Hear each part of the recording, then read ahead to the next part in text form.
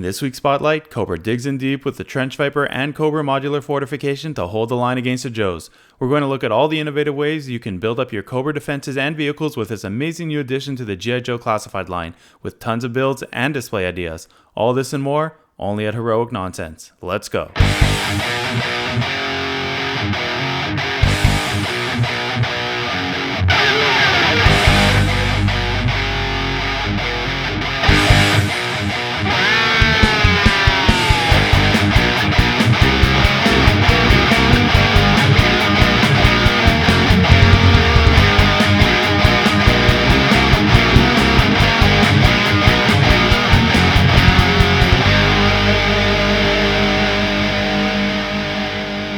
I've been waiting for this one for a long time. Firstly, because I love the Alley Vipers, who are one of the coolest Vipers amongst the Cobra ranks, and secondly, because the addition of a modular base to the Cobra arsenal is a game changer.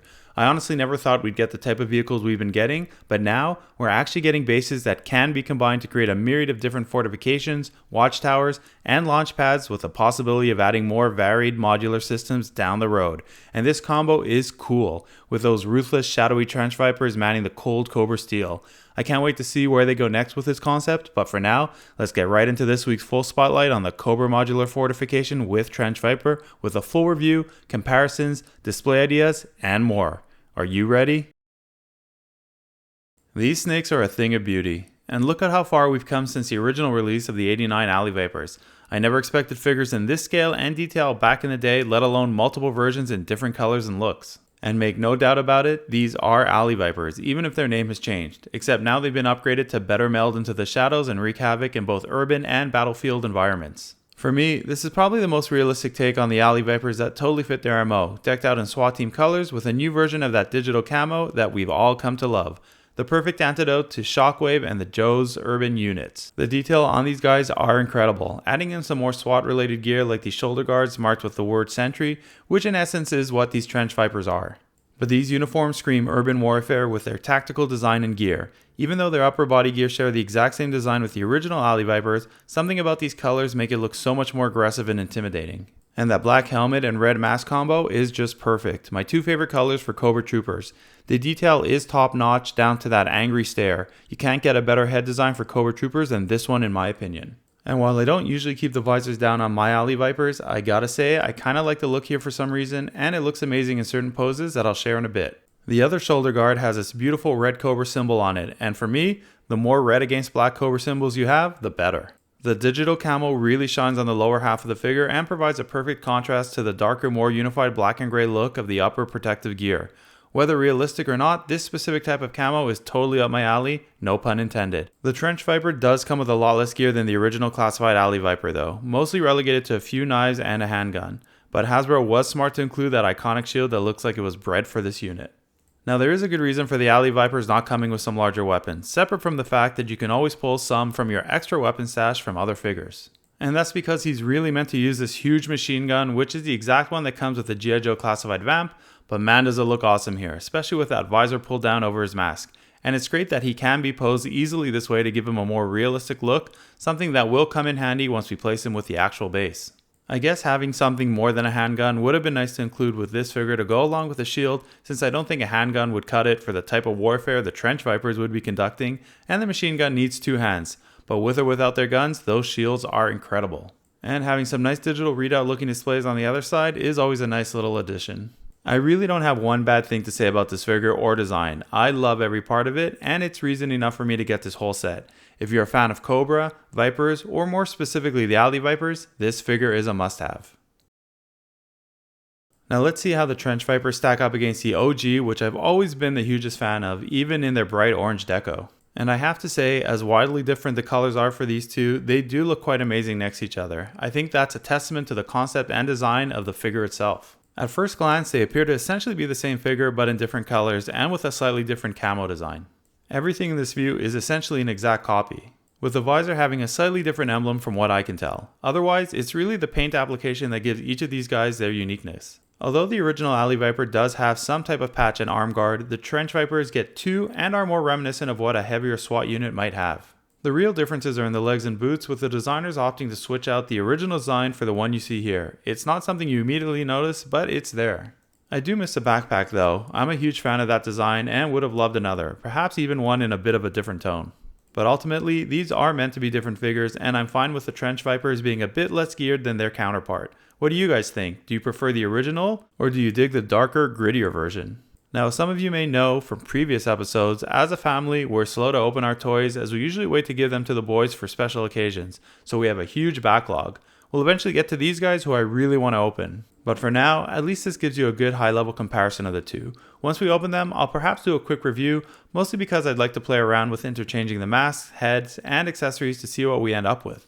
A pairing I immediately thought of when I got these guys was with the Twilight Guards, and I think these two divisions together in the same unit manning some isolated Cobra outposts looks fantastic. I've added in the HasLab HISS here as well to give you a sense of size and scale with the fortification itself, but also to show you how amazing the whole set and cast of characters look together. And to cap it all off, I thought it'd be appropriate to see how the Trench Viper holds up to Shockwave here, specifically Night Force Shockwave, since in the end these Trench Vipers really do feel like urban tactical units. Again, still haven't opened the original Shockwave, but at least we have a Night Force one ready to go, though his digital camo is a bit less in your face. This could be the start of a great diorama as well, but that's for another time. Now, if the Trench Vipers were the true highlights of this set, then that'd have been enough for us to get at least one. But for me, these outposts are as enticing as the figures themselves. It gives kids and collectors something we both want equally, a playset to use our figures and vehicles with, whether for play or display, or both. And for the light plastic, I mean it really feels light. The paint applications are top notch, with that rusted and weathered blue being perfect for a Cobra fortification. The rivets and paneling just look so realistic, plus you really can't beat having a huge Cobra symbol emblazoned on one side. While the accessories for the Trench Viper might have been a bit underwhelming, it is the exact opposite for the base itself, with it coming with a ton of add-ons and connectors, even perhaps coming with too many. The fortification comes with all you see here once assembled, minus one extra stand and machine gun, which I've included here so that you can see the different handles that can be interchanged depending on how you want to use them. The stands are telescoping and can fit either the machine gun, spotlight, or radar dish with only slight modifications. And a Cobra engraved machine gun to defend the base is a must-have. The designers definitely thought this one through in order to give fans as many options for these outposts as possible. These little knobs are needed in order to convert a hole into a connector for the stands. And you can see here how they all work together, with the actual accessories being able to connect directly to the base or stand as compared to the stand itself. A nice little addition is the gun rack that can be attached to the inside of the walls and which fit a nice range of weapons of your choice from your own personal collection. And probably one of my favorite add-ons, these stacked sandbags that come with each set, which is a must-have for any display. And looks so incredibly detailed and realistic, probably my favorite accessory to have for classified at this point. Putting it all together with the Trench Vipers and some vehicles in the background, and wow, do you have a nice little instant display. Now here's where things get interesting and you can let your creative juices flow, since the entire thing, from walls to floors, can be torn apart and rebuilt, or even stacked with multiples like I did here. Now this looks cool and immediately increases the prominence of this playset. There's really no end to how big you can make this in both height and length. Now I'm not entirely sure why each set comes with 2 ladders other than to give you some more options when creating your outpost, but all you really need is 2 across 2 sets to be able to connect the stacked fortifications. And they use the exact same mechanism as the stands in order to connect them so that they stay in place. Once you have your setup in place, you can really start having some fun with the Trench Vipers or other figures in your collection, which is really what this set is all about. Letting your imagination run wild and creating really unique and exciting displays, some of which I will showcase in the next section. I haven't highlighted the base and roof of this set yet, as they're really the least interesting parts, but they do have a nice metal looking feel to them and can be used in a number of different ways. Especially when you need some extras to create each level and a roof for your outpost. You can already see here how easy it is to expand on the look of your base with just 2 sets, and we're not even at my favorite ones yet. As I said earlier, everything can come apart, and once you start mixing and matching, you could end up with this situation or the opposite. But no worries, you can easily reconnect these walls with this simple connector, and there's an opposite looking version for the alternate situation. Once you set your connectors in place, there's really no limit to how you can connect the different versions of the walls, even though you end up with a bit of a gap, though moving one slightly behind the other mostly gets rid of the gap, which we'll see in a bit. I really like this setup because it creates a sort of motor pool feel to it, a perfect place to hide your stingers until you're ready to unleash them on the Joes. You can imagine how much bigger this can get with more fortifications, which can essentially be used to create a wall entirely surrounding your vehicles. For me, right now, 2 is enough, as I suspect there will be new ones created that will be able to attach to these to create a truly mesmerizing base. As this entire thing is built on hinges, you can create some truly interesting shapes for your outposts. And even use the ladders to create a hallways type feel for your setup, which I think is a lot of fun if you have the room or you're playing with it. This also gives you a good shot of how the machine guns fit through the openings in the walls.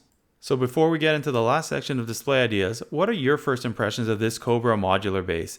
Is this something you'd want for your collection? Well, if you're not yet decided, I think the next section will definitely help. Alright, this is where we get into the good stuff. I showed you some of the basic designs and ways you can combine a few of the fortifications together in the last section, but now I'll show you some of my more creative designs in the context of full displays. Starting with this one, which is one of my favorites using only 2 units, forming an L-shaped base, mostly covered with roofs to give it the feel of an enclosed Cobra outpost with multiple levels. And you can immediately see how cool this looks with just a few Cobra soldiers added into the mix. You really do get the feeling that this is some hidden outpost that Cobra Commander has mandated out in the outskirts with a small unit of watchmen standing guard. Seriously, that trench viper just looks so perfect in the setup. I don't think there's one bad angle for these guys. Where you really get into some fun is when you build out the rest of the display with the awesome Cobra vehicles that are now part of your collection. And even start filling up the inside to give your display some real sense of movement as a fully operational and manned base. Which brings me to my first quick interlude, pairing up the trench vipers with the 788 fire team. I can totally see the Trench Vipers and Twilight Guard standing watch over this lonely outpost as the 788 team pulls up with their HISS Tank and missile systems on their way to their next fight, creating a real buzz of activity as they regroup and rearm and get some much needed quick R&R. So we've already created an outpost and hallway as well as a motor pool. Now how about creating a landing pad for some of the Cobra aerial units? Starting with a place to serve as a launch pad for a squadron of trouble bubbles. You've got the ladders that lead up to the flight decks, as well as a place for the Televipers to set up their base of communications. You can't, however, have a bunch of Televipers without some Cobra soldiers and officers to provide some much needed cover and act as sentries. And while we're at it, there's even enough room on the upper platforms for the Cobra Claws to land and take off from if you remove some of the radar dishes and spotlight installations. What you ultimately have now is a fully manned and equipped base to launch Cobra attacks from, which is pure awesomeness. Let's not forget how cool the Cobra troops and officers look up against this background. I think this group actually looks to be one of the best up against this setting. But I'm going to take it up a notch and replace the baseline troops with some Python Patrol. I don't know why this type of display came to mind, but man am I happy it did. Totally different aesthetics, but it works. I think because I've recently watched Operation Dragonfire. I feel this is probably one of my favorite builds. It incorporates the flight pods, and we have more than enough troops to fill up both the inside and perimeter of the base. I can totally see this outpost being located somewhere in the Amazon with a unit of fully armed Python Patrol troops on duty. Which is a perfect spot to host Cobra Commander in his battle armor, one of my favorite classified releases to date, which I just reviewed not too long ago, link here and below.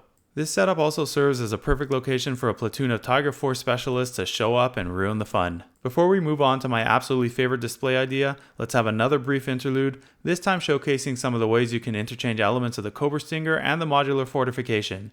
Now granted, they're not all winners and likely not the first go-to for display ideas, though it's great for kids to play with, and I do have a clear winner I think you'll enjoy.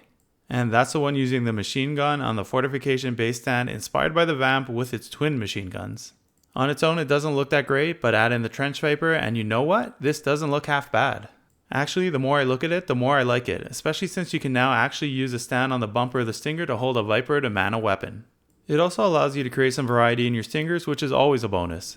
Where does the Stinger missile system go though? Well, right on the base itself, which also kind of works. Now I'm not saying this is something I necessarily will keep in display, but then again, I did want to try one more combination, this time using the platform for the Vamp machine guns with the black machine guns from the fortifications, and create the same look but in black for the Stinger. However, as you can see here, the underside of the fortification machine guns have been filled in so they absolutely cannot fit on the Vamp platform. However, I did pull the base of the Vamp platform off and use it with the pieces you see here on the right from the fortification to create a mini single machine gun version of the Vamp, which looks fine, though perhaps a bit underwhelming. Still, it's something you can play around with. We're finally here, my favorite display idea to date using 2 Cobra Modular Fortifications. This just looks the best in my opinion. You can see how it all comes together from the side, and I can totally imagine getting 2 more and converting this into a self-contained outpost. But even with only 2 playsets, it truly looks spectacular for displays. There is one thing I thought of, however, that I feel exponentially increases its coolness. And that's adding in the Cobra HMS behind those sandbags.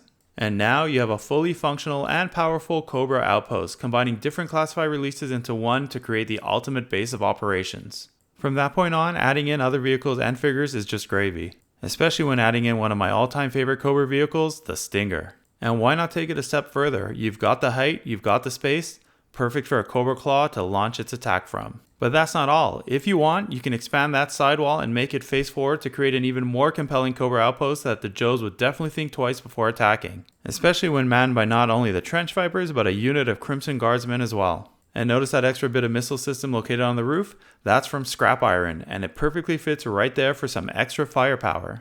Though it can also double as a spot for another mini aerial vehicle, the Cobra Flight Pod. For such a small outpost, you now have a Cobra fortification that can truly pack a punch, or should I say bite, in all environments. What do you guys think, and do you have any of your own ideas? Share with the community in the comment section. Let's quickly end with a look back at that machine gun that the Trench Vipers are so fond of using as part of this final interlude. So yes, on its own, it looks great, but see that tiny hole at the end of it? You guessed it, though by now you've already seen what I'm getting at. It can be used to create some truly awesome action shots for your displays with any of the blast effects that have the correct connector size, some of which I've shown here. This last one is actually from the Cobra Claw thruster effect, which looks pretty great here.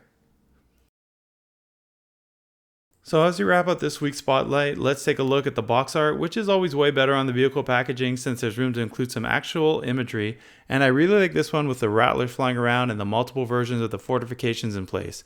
I see some barbed wire there, so wonder if that's a hint of some additional accessory we might be getting at a later date.